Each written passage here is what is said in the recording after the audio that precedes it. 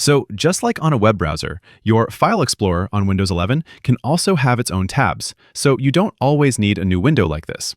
Instead, I can take my windows and put them together here and just use them in separate tabs all within the same window. So like you just saw, you could take any window in your File Explorer and click and drag it to merge it with another window. Or you can click this little button here to open a new tab. Or you can hold down the Ctrl key and hit the letter T on your keyboard, and that will also open a new tab. Just like you do in a web browser, you can click, hold, and drag these tabs to change their order. Ctrl W will close a tab while keeping the others open. Or if you want to separate one of the tabs from the group and make it its own window, you can click, drag, and pull it away, and it becomes its own window. Another way to do this would be, let's say I'm in a folder like this and I want to open something in a separate tab. I can just right-click a folder and choose Open in New Tab. Or if you're using a mouse with a scroll wheel, just click a folder by using your mouse's scroll wheel, and it'll open that folder on a new tab. And that's basically it.